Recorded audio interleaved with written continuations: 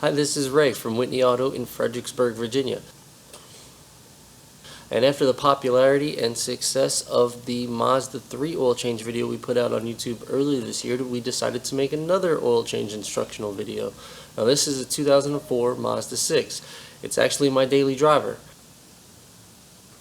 It's got the V6 3-liter engine in it, and it's going to be a similar engine and design and oil change procedure from the 2004 all the way through the 2008 Mazda 6. So let's get started by opening the hood. Located on the driver's side of the vehicle, where the driver's left foot would be, you'll find the hood release lever. You're just going to pull that and pop the hood. Now this is a two-stage hood release like most cars have nowadays. This grill might look a little bit different than yours. Mine flew off while I was driving years ago, so I bought the cheapest one I could find on eBay, and that's why this might look a little bit different. But after you pull the inside lever, you'll see that it pulls up, but you still need to push the release. The release is right here. You're just going to slide your fingers in it and move it to the side, move it towards the driver's side of the car, and the hood will come up. Once you pull the hood up, go ahead and pull your prop rod up and put it in the hole labeled with an arrow.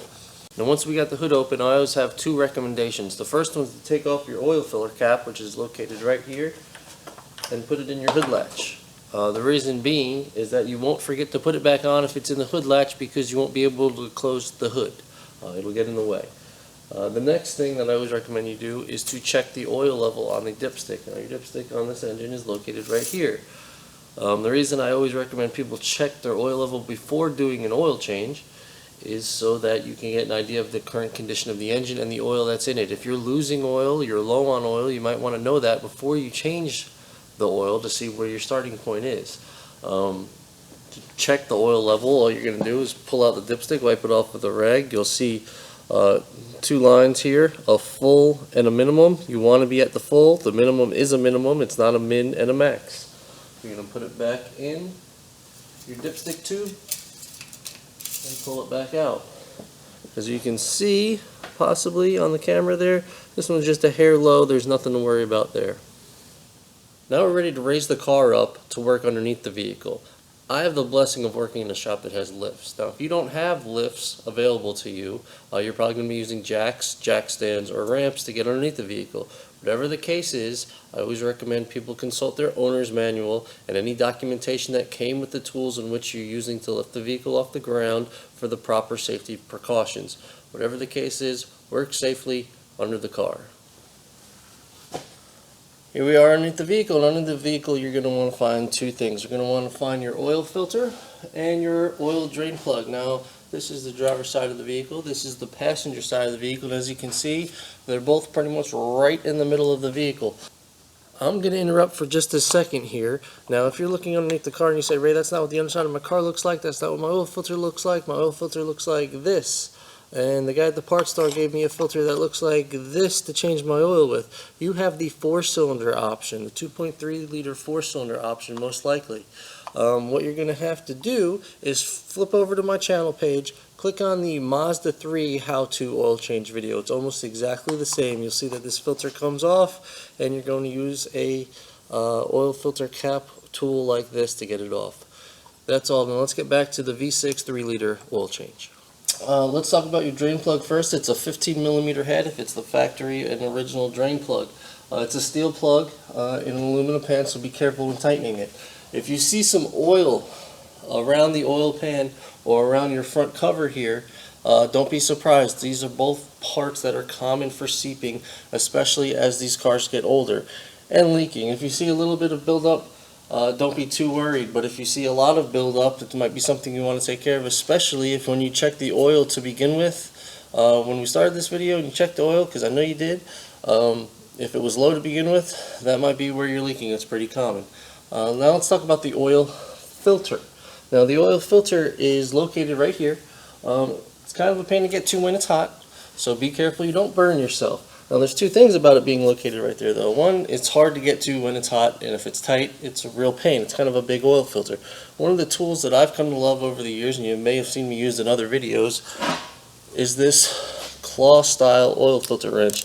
Now this is a very simple design. It goes onto the oil filter. You're going to turn it, it's going to tighten to adjust any size oil filter. Now this is a Blue Point one. I bought it when I was young and had money, but I know Craftsman has a similar style wrench out, as well as, any local parts store will probably have something similar for you. That's great. The best part about this is you can put it on extension and you can keep your hands away from the heat while you're changing the oil. Now the second thing about this oil filter that can be a real pain is when you remove it, you're going to have oil pouring all over your exhaust manifold. Now the newer Mazda 6s, they changed it so that the manifold will run underneath your oil pan, so you're not going to be dripping directly on your exhaust. But on this model, when you remove your oil filter, it's going to drip directly on your exhaust. Now I've been a technician for a long time, and I can tell you that if you have oil dripping on an exhaust and you're doing an oil change, the first thing that's going to happen when the customer leaves is they're going to get about a block down, and they're going to turn around and come back and say, hey, I smell oil burning or I see smoke. So you really want to avoid oil pouring onto your exhaust. The best thing that I've found to counteract that is to take a piece of aluminum foil. So if you're doing this in your driveway, just run inside the kitchen, grab some aluminum foil, and wrap the aluminum foil around this heat shield when you remove your oil filter. Then when you're done, you just take it off and you don't really have anything to clean up. Now this is my car. I don't feel like using any aluminum foil. I'm just going to spray it off. I'm not worried about it, but if it is your car and you don't want to have to use an extra can of brake clean and you don't want to have any burning smell, or this is a customer's car, it's not a bad idea to cover up that exhaust manifold. Here's a closer look as I remove the oil filter. As I said, I'm not covering up this, however you may want to. You'll see how much oil it can actually get onto it just by removing it.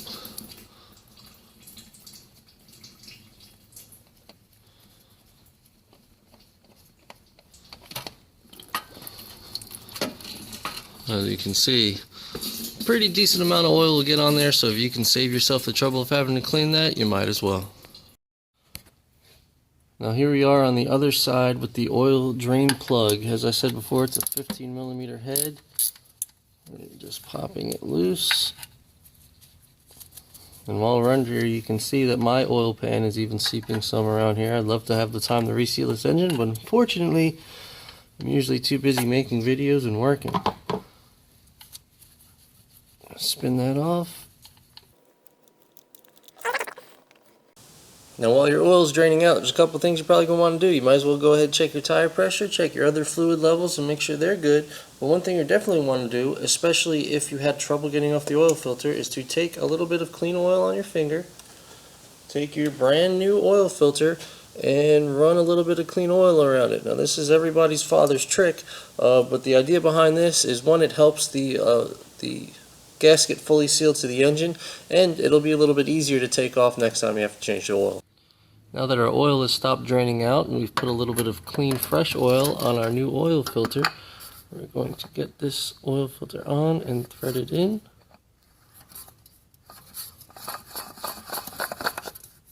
Again, you want it snug.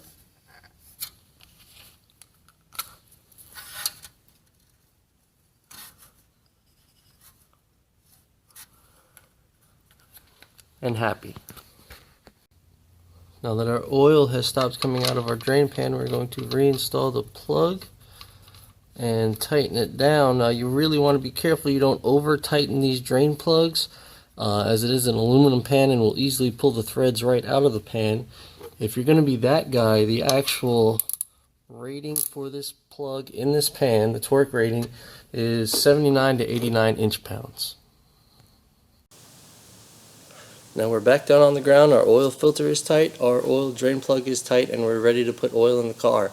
But what kind of oil are we going to use? And how much oil are we going to use? Well, there's one place you should really look for that, and that is your owner's manual. Your owner's manual is that book in the glove box that you probably never cracked the spine on. If you flip to the back of that book and look up either capacities or specifications in the index, you'll be able to find exactly how much oil this engine is supposed to hold after an oil filter change. The other thing you can look up is what grade of oil you're supposed to put in it. Now, on the oil filler cap in this car, as most manufacturers do nowadays, it says 5W20. I can speak from experience to say that I've owned this car for 7 or 8 years now. It has over 200,000 miles on it, and I've been using conventional 5W20 oil every 3,000 miles, and I have very little problems with it, and the car drives great. No major engine repairs in the lifetime of the car, other than water pumps that have gone bad, and belts and hoses and things like that. So mechanically the engines run just perfectly.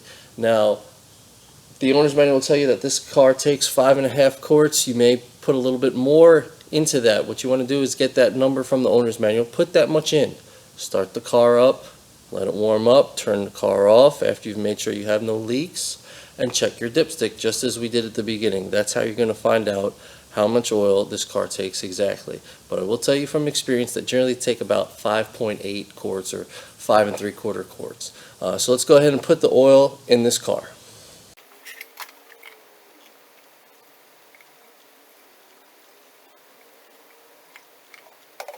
Don't forget to grab your oil filler cap out of your hood latch and put it back in after you've put the oil in. Alright, here we are inside the car now. As I turn the key to the on position, you're going to notice the oil can light come on. Now we're going to keep an eye on that light because when we start the car we want to make sure that that light goes off. It doesn't flicker back on, meaning that there would be low oil pressure. So let's go ahead and start the car up. The light stays on momentarily, and then as soon as the car builds up oil pressure, it will go off. Now we'll keep an eye on that light, make sure it doesn't come back on, but we're going to let the car warm up fully after we get out and make sure that there are no leaks underneath the car.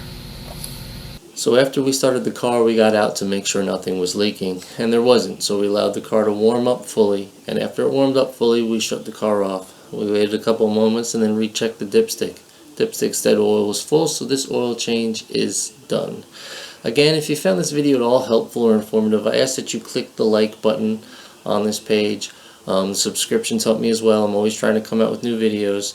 In the comments or questions below, I always try to respond to as quickly as possible. But I am running a business here, and I do have a family to support, so sometimes it takes me a day. But please feel free to leave comments, as I will respond to them as quickly as possible. On that note, if you can find in your budget to help make more videos by clicking the Support Whitney Automotive button located either on the corner of the screen here or on the channel page, that's greatly appreciated. Again, this is Ray at Whitney Automotive in Fredericksburg, Virginia. The website's www.whitneyautorepair.com. Thanks for watching.